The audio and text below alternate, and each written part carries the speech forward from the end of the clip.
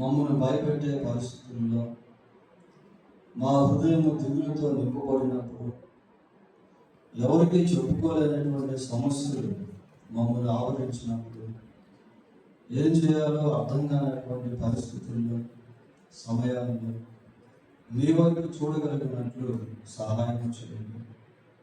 ప్రభా, ఈ రాత్రికాల సమయంలో ఆయన మీ వాక్యాన్ని ధ్యానం చేసుకుంటుంది. మీ వాక్యం ద్వారా మాతో మాట్లాడండి. మా స్థితిగతులను ఎరిగినటువంటి వాడు, మా ప్రస్తుత భవిష్యత్తును ఎరిగినటువంటి వాడు కనుక ప్రభా, మీరు మాతో మాట్లాడుతూ ఉన్నప్పుడు మీ అందరి విశ్వాసంలో మమ్మల్ని మరింత బలపరచండి. మీ కొరకు, మీ కార్యముల కొరకు కనిపెట్టుకునే వారముగా మమ్మల్ని చేయండి. మా దృష్టి మీ వైపు నుండి తొలగుకున్నట్లుగా సహాయం చేయండి. నిరీక్షణతో మీ వైపు చూడగలిగినట్లు కృపదయ చేయండి. మీరు కార్యం చేసేటువంటి దేవుడు, లేని వాటిని ఉన్నట్టుగా పిలిచేటువంటి వాడు. మీరు మాతో కూడా ఉన్నారు ప్రభా. అందుకు స్తోత్రాలు. మేము మీతో ఉన్నట్లుగా సహాయం చేయమని మా రక్షకుడైన యేసుక్రీస్తు పరిశుద్ధమైన నామములో ప్రార్థన చేస్తున్నాము. ఆమేన్.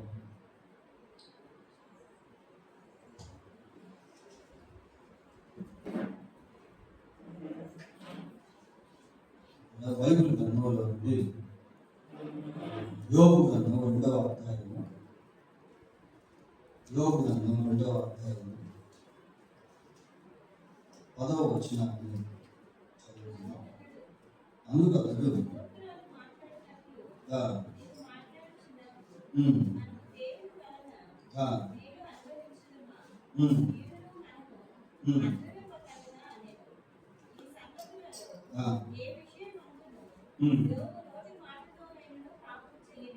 చాలు. ఇక్కడ యోబు క్లిష్ట పరిస్థితుల్లో ఉన్నప్పుడు భార్య సహితము యోబును అర్థం చేసుకోలేనటువంటి సమయంలో యోబు ఈ విధంగా మాట్లాడతాను. ఏమని చెప్తున్నాడు అంటే, దేవుని వలన మేలు అనుభవించుకుమా, కీడును మనము అనుభవింప తగదా. దేవుని వలన మనం మేలే అనుభవించాలా, కీడు అనుభవించకూడదా అని మేలు కీడుల గురించి యోబు మాట్లాడతాడు. యోబు తన జీవితంలో పొందిన ప్రతి మేలు దేవుని ద్వారా పొందాను అని దృఢంగా నమ్మినటువంటి వ్యక్తి.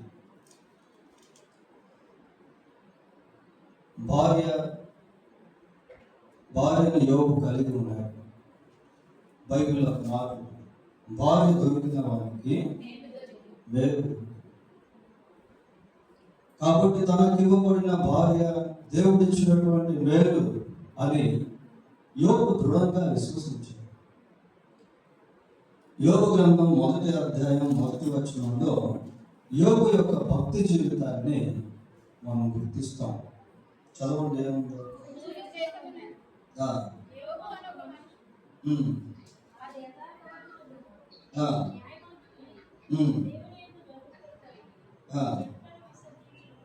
ఈ మొదటి వచనం దేన్ని చెప్తా ఉంది యోబు గురించి అంటే, యోబు యొక్క భక్తి జీవితాన్ని గురించి మొదటి వచనం చెప్తా. నిజంగా భక్తి జీవితం అనేటువంటిది అన్ని విధాలుగా మేలుకరమైనది. భక్తి జీవితంలో సరైన ఫౌండేషన్ అనేది ఉంటే భౌతిక జీవితంలో అది మేలు చేసేటువంటిదిగా ఉంటుంది. ఇక 2వ వచనానికి వచ్చేసరికి కుటుంబం గురించి మనం చూస్తాం. చదవండి 2వ వచనం. అతనికి 7 కుమారులను 3 కుమార్తెలను కలిగిరి. కుటుంబ జీవితం గురించి చూస్తా ఉన్నాం పిల్లలు. Job was blessed with children. యోబు దేవుని ద్వారా ఆశీర్వదించబడి పిల్లలను కలిగి ఉంటారు. మొదటి వచనంలో భక్తి జీవితాన్ని చూస్తాం. 2-4 వచనాల్లో కుటుంబ జీవితాన్ని చూస్తాం పిల్లలు. 3వ వచనం చదవండి. అతనికి 7,000 గొర్రెలను 3,000 ఒంటెలను 500 జతల ఎడ్లను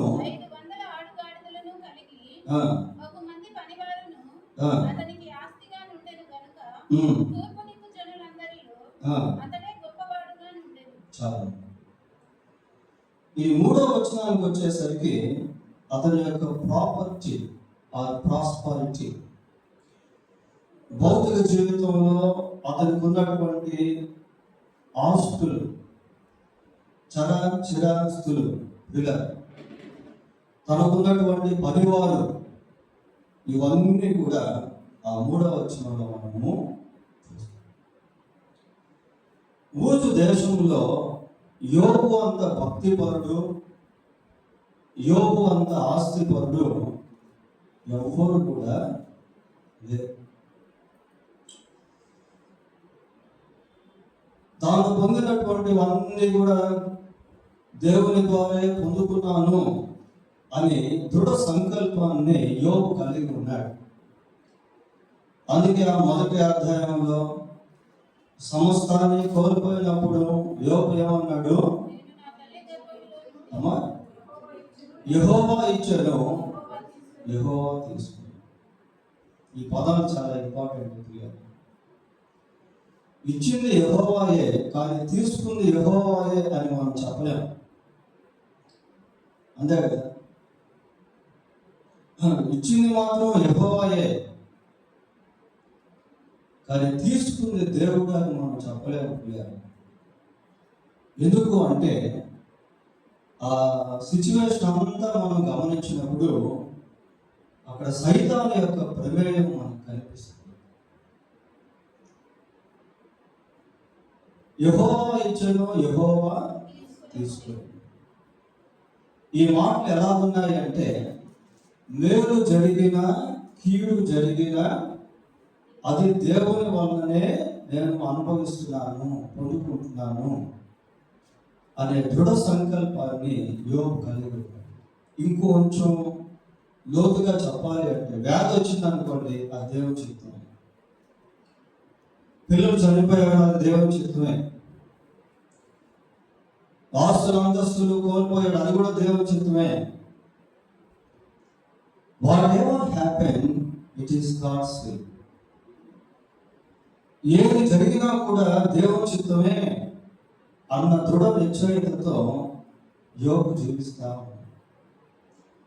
అందుకే ఇక్కడ కూడా ఏమంటున్నాడు అంటే, మనం దేవుని వలన మేలే అనుభవించాలా, కీడు అనుభవించుకుంటున్నా. కీడులో సహితము యోబు దేవుణ్ణి చూస్తా ఉన్నాడు. అయితే ఆ కీడు వెనక సాతానుడు దాగి ఉన్నాడు. మనం ఏదైనా తోటకు వెళితే, ఏదైనా తోటలో అపవాది సర్పంలో ప్రవేశించి అటు హవ్వను, హవ్వ ద్వారా ఇటు ఆదామును మోసపరిచాడు, పడగొట్టేశాడు. చూడండి, ఆదికాండం 3వ అధ్యాయం 11వ వచనం ఒకసారి చదువుదాం.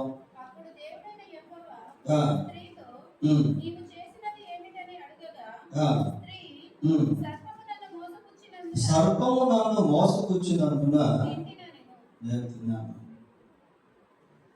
ఇక్కడ హవ్వ సర్పము గురించి మాట్లాడుతుంది, కానీ సర్పంలో ఉన్న సాతాను గురించి మాట్లాడటం లేదు. అక్కడ యోబు కీడుని గురించి మాట్లాడుతూ ఆ కీడు వెనక దాగి ఉన్న అపవాదిని గురించి మాట్లాడటం లేదు. కొన్నిసార్లు సాతానుడు ఏం చేస్తాడు అంటే కన్ఫ్యూజ్ చేసేస్తాడు.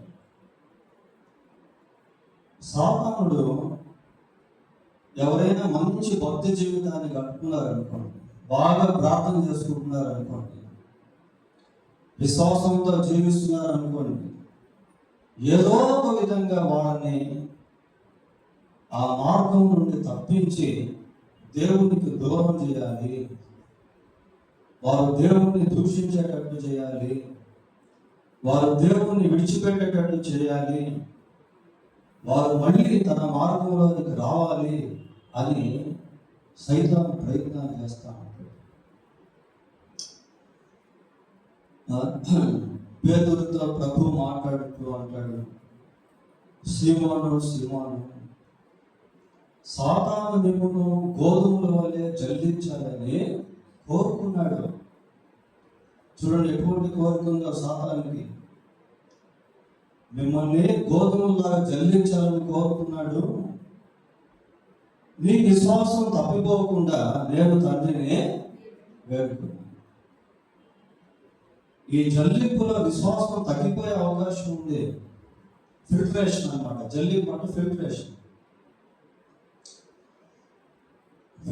క్లియర్. కాబట్టి ఈ ఫిల్టరేషన్లో, ఈ జల్లింపులో నీ విశ్వాసం తప్పిపోకుండా నేను తండ్రిని వేడుకున్నాను. ఒకవేళ వేడుకోకుండా ఉంటే పేతురు తప్పిపోయేవాడేమో. కొన్ని సందర్భాల్లో యేసుక్రీస్తు ప్రభు పేతురును గద్దించిన దాఖలా మనకు కనిపిస్తుంది. పేతురును చూసి ఒక సందర్భంలో ప్రభు అంటే సాధారణ నా వెనుకకు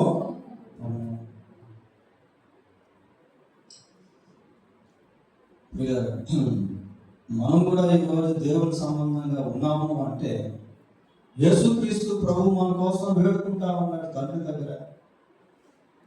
లేకపోతే ఈ ఆధునిక యుగంలో బీభత్సంగా పనిచేస్తున్నటువంటి సాతాను యొక్క తంత్రాలలో మనం ఎక్కడో పడిపోయాం.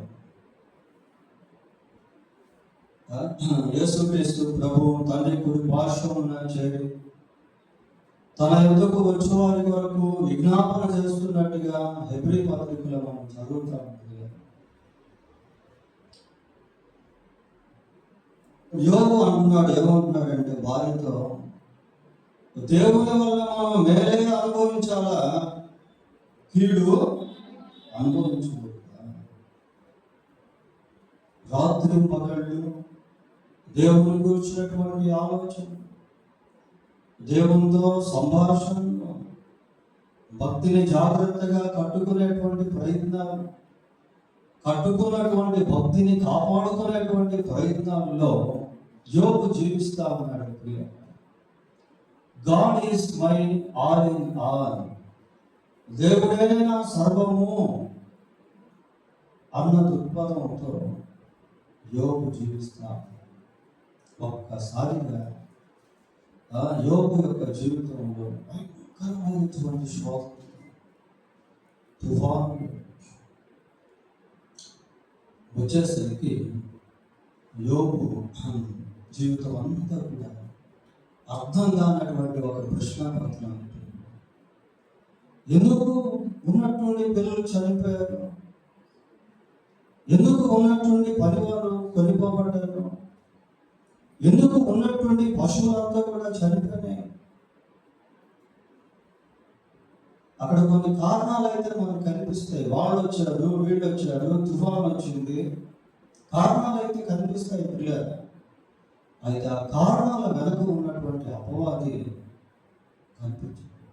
కనిపించని శత్రువు కనిపించే కార్యాలను జరిగిస్తా.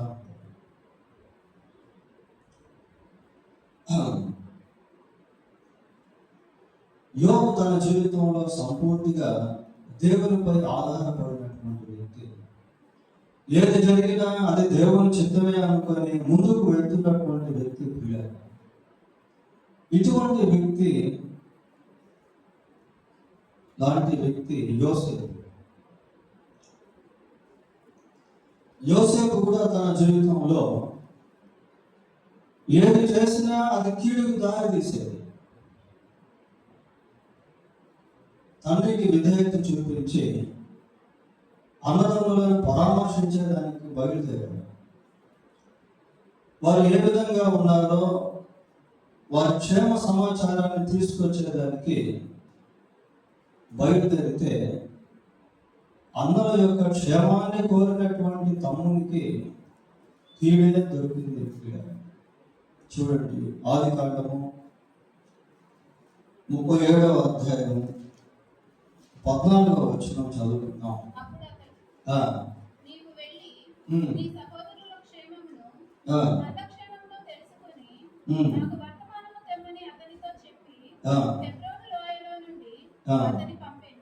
వెళ్తున్నాడు. అన్నలు ఎలాగున్నారు, వారి క్షేమాన్ని కనుక్కొని దాన్ని తీసుకొచ్చి తండ్రికి చెప్తాము అని వెళ్తా ఉంటే 23-24 చదవండి.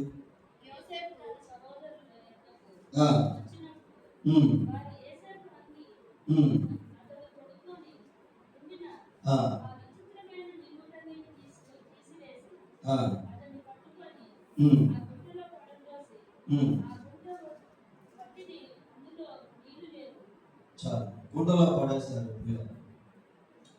మేలును కోరేటువంటి సహోదరునికి కీడు చేసేటువంటి సహోదరులు దొరికారు. సరే, అక్కడి నుంచి వాళ్ళు తీసుకెళ్ళి తిన్నగా అమ్మేస్తే పోతీఫరు కొనుక్కున్నాడు. వారు వెళ్ళి ఇష్మాయేలు కాడికి, అక్కడ ఐగుప్తుకి వెళ్ళి అక్కడ హి వాస్ సోల్డ్, పోతీఫరుకి అమ్మపడ్డాడు. పోతీఫరు ఏం చేశాడు చూడండి, 39వ అధ్యాయము 19-20 వచనాలు.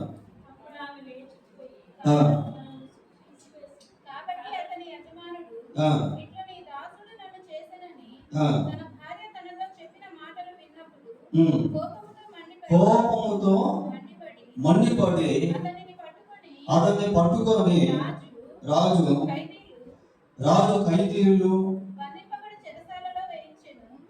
ఖైదీలు బంధింపబడు చెరసాలలో వేయించాను. చాలు. ఎవరు వేయించారు? పోతీఫరు పిల్లలు. కోపంతో ఎవరు మండిపడ్డారు? పోతీఫరే. అదే పోతీఫరు గురించి 3వ వచనం చదవండి.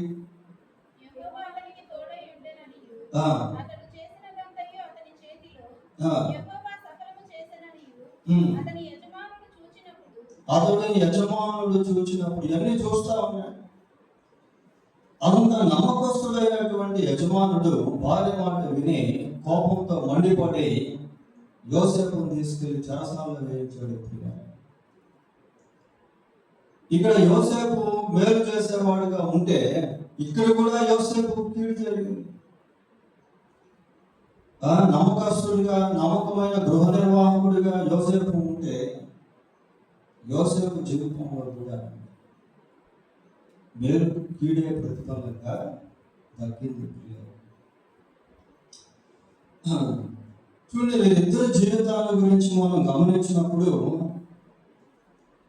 వారిద్దరు జీవితాల్లో భౌతికంగా చాలా కష్టాలు, చాలా శ్రమలు, చాలా బాధలు, చాలా వేదనలు, చాలా నిందలు, అవమానాలు, అపహాస్యాలు వారు ఎదుర్కొన్నారు.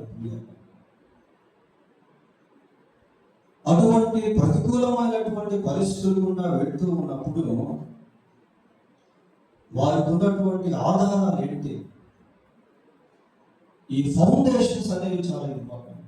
మన జీవితంలో కూడా అన్నెసరీగా, అనవసరంగా కష్టాలు వచ్చినప్పుడు, శ్రమలు వచ్చినప్పుడు, బాధలు వచ్చినప్పుడు, దేవుని కొరకు జీవిస్తూ ఉంటే శ్రమలు వచ్చినప్పుడు ఫౌండేషన్స్ అనేవి చాలా ప్రాముఖ్యం.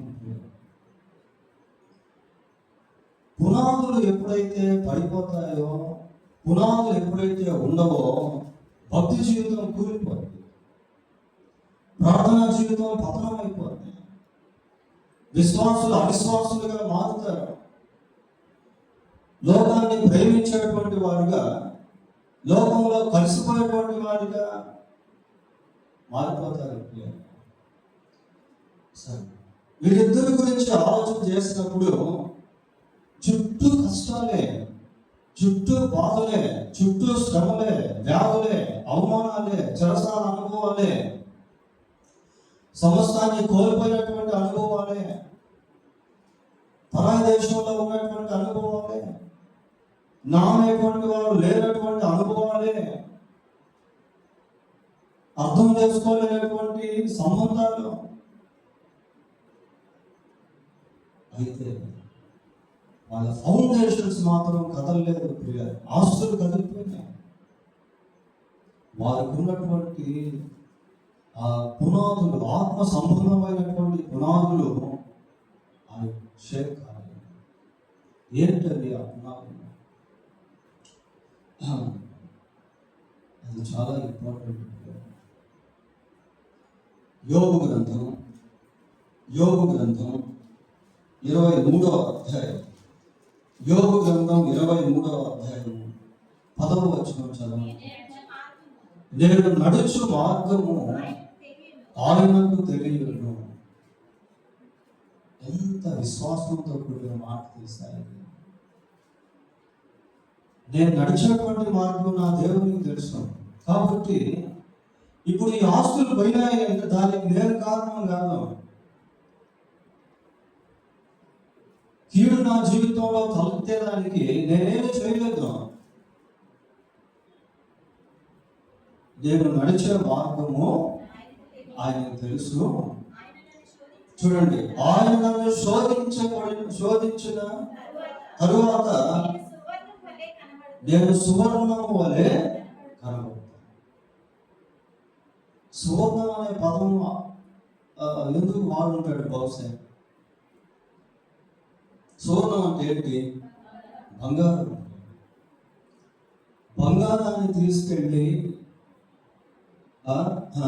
కొలిమిలో వేస్తే బంగారంలో ఉన్నటువంటి మస్తంతా కూడా బయటకు వచ్చేస్తుంది. అప్పుడు అది శుద్ధ సువర్ణంగా మారుతుంది. కంసాలు ఏం చేస్తాడంటే బంగారాన్ని తీసుకెళ్ళి దాన్ని అగ్నిలో కాల్చుతాడు. అగ్నిలో కాల్చినప్పుడు దాంట్లో ఏదైనా వేస్టేజ్ ఉంటే అదంతా కూడా వెళ్ళిపోయి స్వచ్ఛమైనటువంటి బంగారం బయటకు వస్తుంది. కాబట్టి ఇటువంటి శోధనలు నన్ను ఏం చేస్తాయంటే నన్ను పరిపూర్ణతలోకి తీసుకెళ్తాయి. ప్రతికూలత ఎక్కడైతే ఉంటుందో అక్కడ మన విశ్వాసం పరీక్షించబడతా ఉంటుంది. అన్ని బాగానే ఉన్నాయనుకోండి, విశ్వాసం యొక్క విలువలు మనకు అర్థం కావాలి. కదా. దేవుని యొక్క కార్యాలు మనం అనుభవించలేము. దేవుణ్ణి మనం సరైన విధానంలో అర్థం చేసుకోలేము. ఇక్కడ యోబు క్వైట్ ఆపోజిట్. దేవుణ్ణి ఎక్కడ కూడా దూషించట్లేదు. He didn't misunderstand God. దేవుని ఎక్కడ అపార్థం చేసుకోవట్లేదు ప్రియులారా. ఏమంటాడంటే శోధించబడిన పిమ్మట నేను సువర్ణంగా మారుతాను. I will become a mature person after tempted. శోధింపబడిన పిమ్మట నేను సువర్ణం అయిపోతాను. నేను నడిచే మార్గము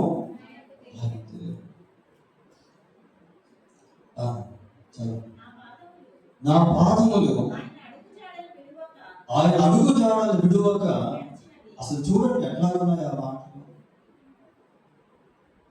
ఉదయం మనం మెసేజ్ ధ్యానం చేశాం కదా, ప్రభు వల్ల జీవించడానికి.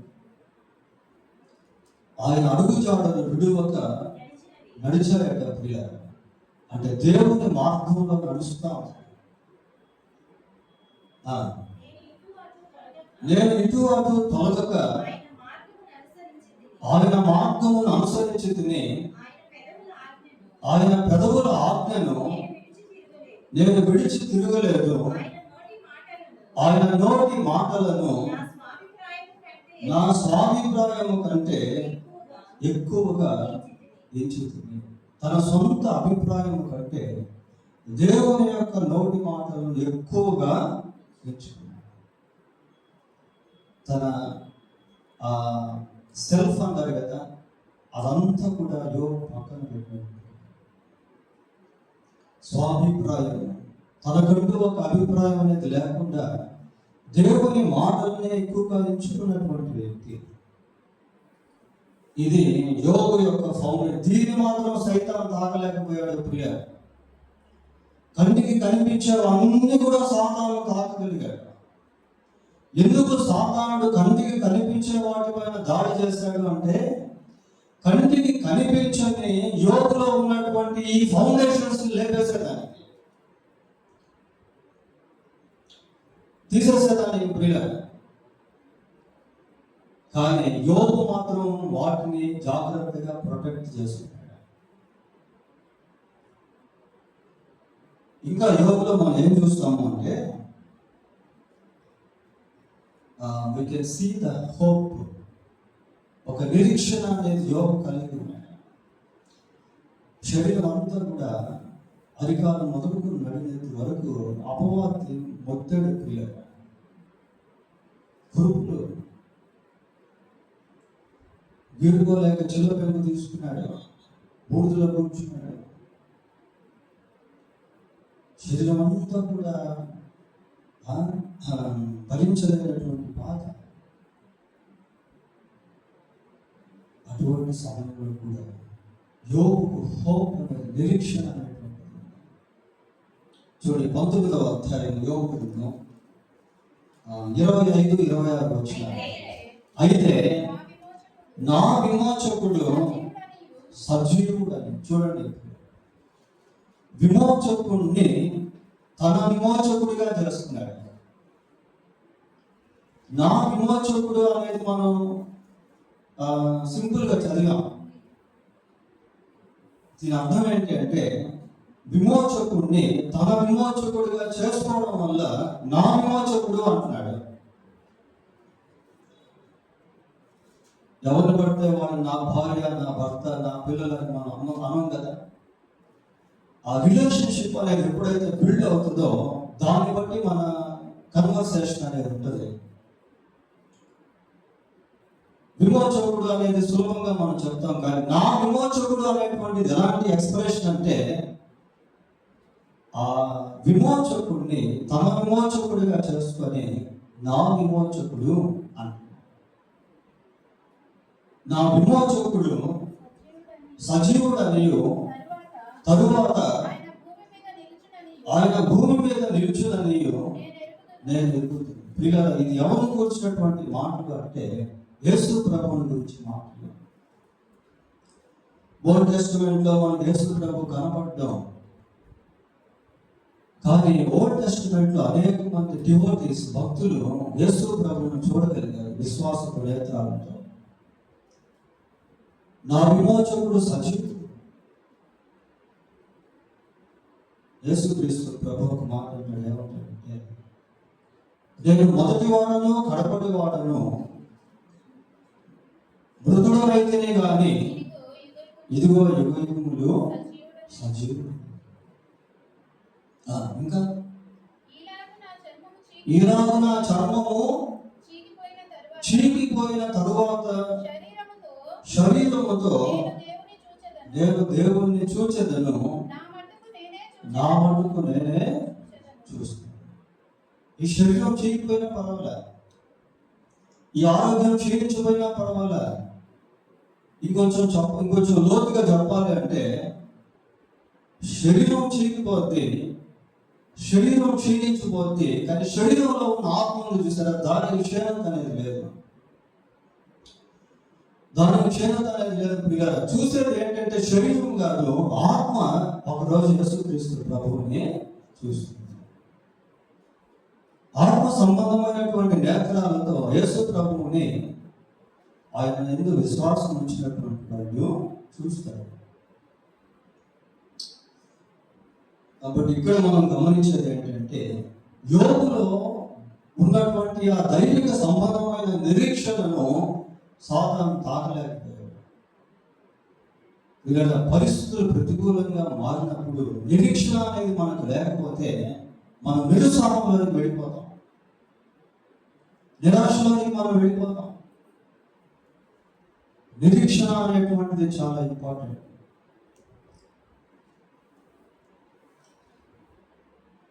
ఇంకా యోగు గురించి యాకోబు రాస్తాడు. చూడండి 5వ అధ్యాయం యాకోబు పత్రిక 11వ వచనం చదవండి.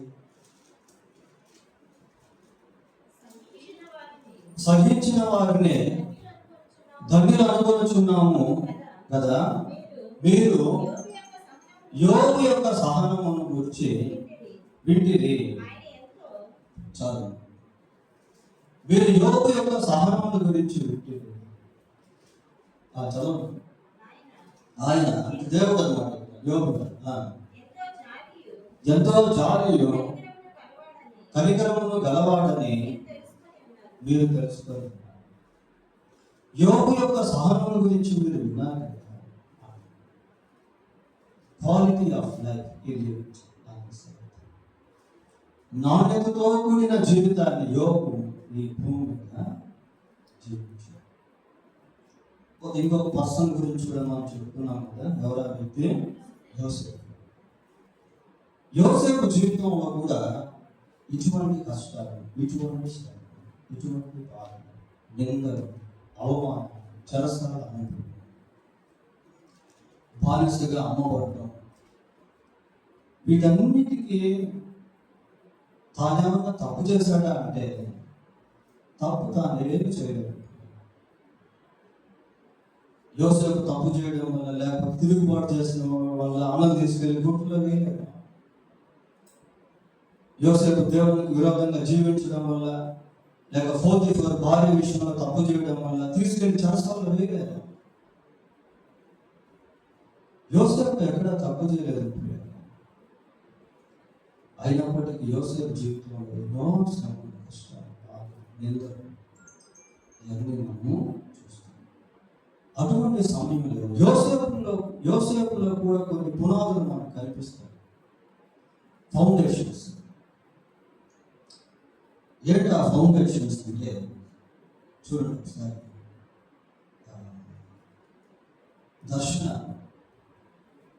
దర్శనాలు యోసేపుకు దేవుడు ముందుగానే కొన్ని దర్శనాలు ఇచ్చాడు.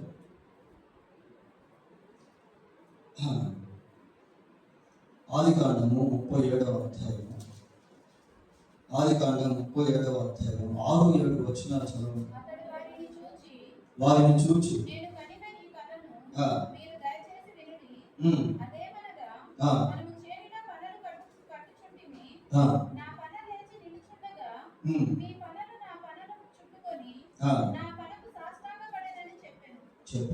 ఇది ఒక దర్శనం.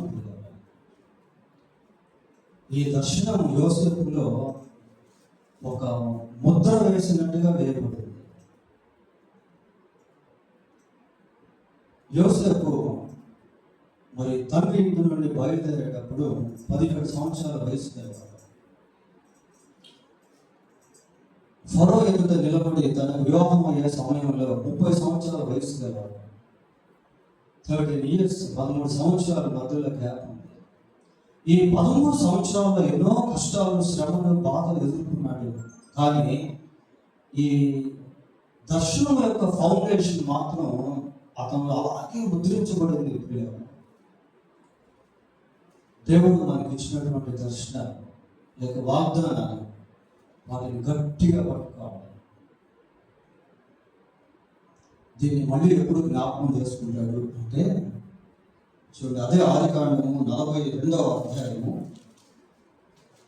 6వ వచనం ఒకసారి చదవండి. అప్పుడు యోసేపు ఆ దేశం అంతటి మీద అధికారి అయి ఉండెను.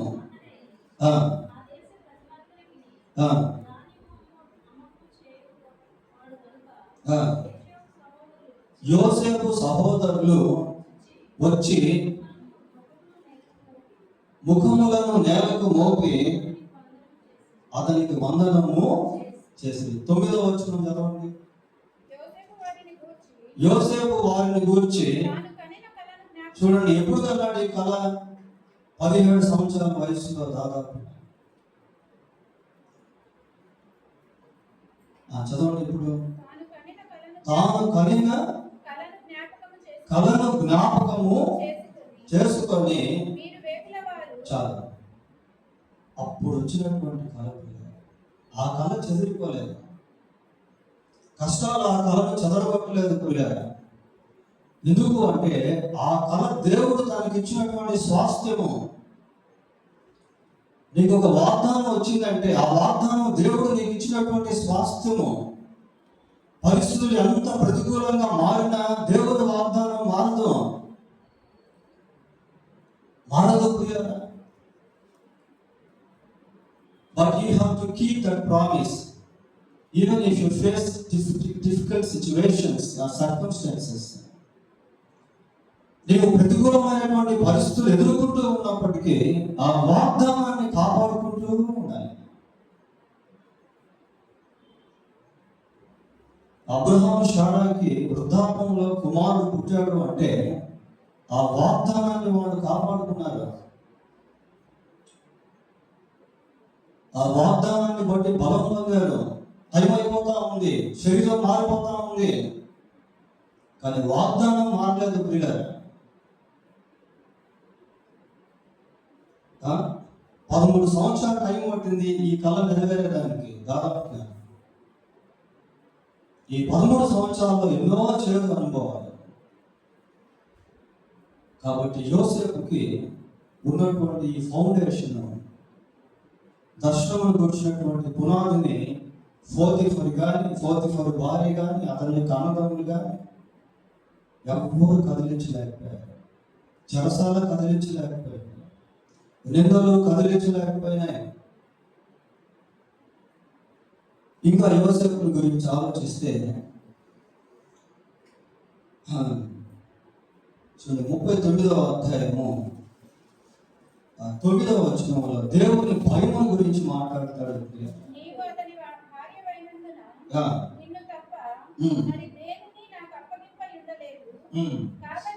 కాబట్టి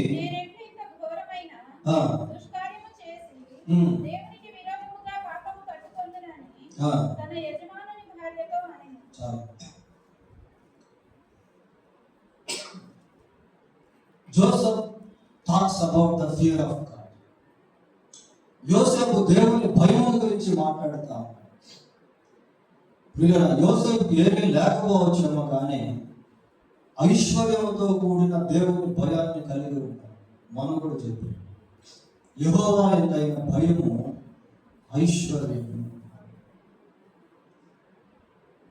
గొప్ప ఐశ్వర్యం ప్రియ యోసేపులో దాగి, దాన్ని ఏది కూడా తీసుకెళ్ళలేకపోయింది. ఇంకా యోసేపు గురించి చూస్తే చూడండి, 39వ అధ్యాయం 9వ వచనం చదివారు కదా, 39:21 చదవండి. అయితే యెహోవా యోసేపునకు తోడై, ద ప్రెసెన్స్ ఆఫ్ గాడ్, దేవుని సన్నిధి ప్రియ, దేవుని తోడు. ఎన్ని శ్రమలు వచ్చినా, ఎన్ని కష్టాలు వచ్చినా దేవుని సన్నిధి యోసేపుతోనే ఉంది. ఆ సన్నిధిని యోసేపు తనతో ఉండే విధంగా కాపాడుకుంటూ వచ్చాడు. దాన్ని ఎవరు తీసుకురాలేకపోయారు. ఇవి కనిపించినటువంటి పునాదులు. ఈ పునాదుల మీద వారి జీవితాలు కట్టబడ్డాయి. కాబట్టి శోధనలు వచ్చినప్పుడు, ఇరుకుల్లో, ఇబ్బందుల్లో వారు ప్రయాణం చేసినప్పుడు వీటిని బేస్ చేస్తారు. వీటి వైపు చూడగలిగారు, వీటిని జాగ్రత్తగా కాపాడుకోగలిగారు. రూట్స్ అనేటువంటివి చాలా ఇంపార్టెంట్. రూట్స్ లేకుంటే ఫ్రూట్స్ అనేవి. చివరికి ఇద్దరు జీవితాలు ఎలా బ్లెస్ చేయబడ్డాయో తెలుసు కదా బైబిల్లో. ఇక్కడ దేవుడు సార్వభౌమ అధికారం కలిగినటువంటి వాడు.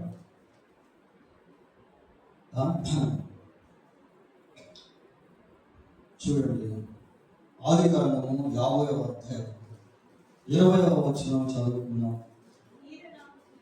మీరు నాకు కీడు చేయని ఉద్దేశించి, కానీ నేటి దినమున జరుగుచున్నట్లు, అనగా బహు ప్రజలను బ్రతికించున్నట్లుగా దాని మేలుకే దేవుడు ఉద్దేశించాడు. కీడు చేసింది ఎవరు? సహోదరుడు. మేలుగా మార్చింది ఎవరు? దేవుడు. ఇక్కడ యోసేపు కీడు మేలు గురించి మాట్లాడుతుంది. అక్కడ యోబు మేలు కీడుని గురించి మాట్లాడారు. మీరు నాకు కీడు చేయాలనుకున్నారు, కానీ దేవుడు దాన్ని మేలుగా మార్చాడు. బహు ప్రజలను పోషించేదానికి. ఐగుప్తులో ఫరో ఎవరు అంటే చాలా వరకు ఫరో తెలుసు పిల్లలు, కానీ ఆ ఫరో కూడా యోసేపు అధికారం కిందే పనిచేసేవాడు. ఎందుకంటే దేవుడు యోసేపుకు అటువంటి జ్ఞానాన్ని ఇచ్చాడు. నెక్స్ట్ ఫరో ఎవరంటే యోసేపు. అట్లాంటి స్థితిలో దేవుడు తీసుకున్నాడు. ఐగుప్తు దేశం అంతటిని కూడా యోసేపుని బట్టి దేవుడు ఆశీర్వదించాడు, కాపాడాడు. ఒక దేశానికి నాయకుడిగా ఉండడం అనేది చిన్న విషయం కాదు. అటువంటి గొప్ప స్థితిలోనికి దేవుడు యోసేపుని తీసుకుని కీడంతా కూడా ఏమైపోయిందంటే వేరుగా మార్చేశాడు. పోతే యోగుని గురించి ఆలోచిస్తా చూసి ముగిద్దాం. యోగు గ్రంథం 42వ అధ్యాయం 12వ వచనం. యెహోవా యోగును మొదట ఆశీర్వదించినంత కంటే మరి అధికముగా ఆశీర్వదించాడు. మొదటి ఆశీర్వాదం కంటే రెండవ ఆశీర్వాదంలో డబుల్ ఫోల్డ్ బ్లెస్సింగ్. మరింత ఆశీర్వాదాలు అనేవి వాడు ఏమైనా కోల్పోయాడా? కోల్పోయిన వాటి అన్నింటినీ కూడా తిరిగి దేవుడు మళ్ళీ ఇచ్చాడు.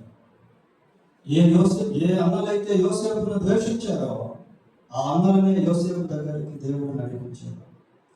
ఏ 44 అయితే యోసేపును తీసుకెళ్లి చెరసాలలో పెట్టాడో అదే 44 పైన యోసేపు నాయకుడు అయ్యాడు. సైతాను ఓడిపోయాడు, దేవుడు విజయం పొందాడు. దేవుడి కార్యం చాలా అద్భుతంగా ఉంటుంది. మనకు కొన్నిసార్లు తెలియదు. ఒకవేళ సైతాన్ ద్వారా ఏదైనా శోధన వచ్చినా దాంట్లో కూడా మనం దేవుడి కొరకు జీవిస్తే అక్కడ కూడా విజయం అందే. అక్కడ కూడా దేవుడు తన పాత్రను వహిస్తాడు పిల్లలు. అక్కడ కూడా దేవుడు అన్నింటినీ తన స్వాధీనంలో పెట్టుకుంటాడు. దేవుడు తన వాక్యాన్ని దీవించుకుంటాడు.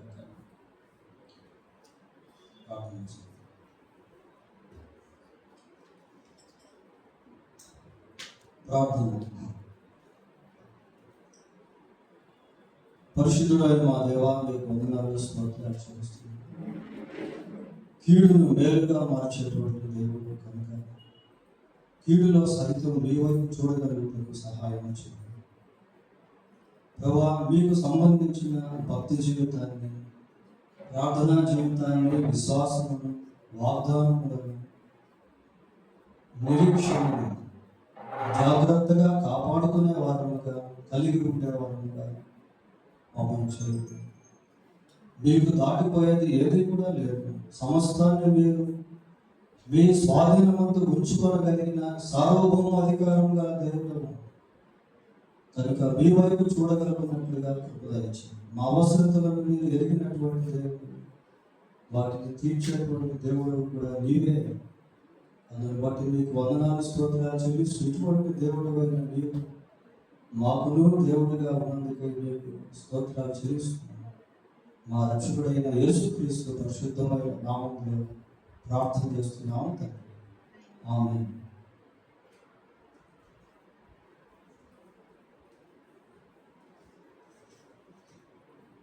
ఉదయం వార్తా నాకు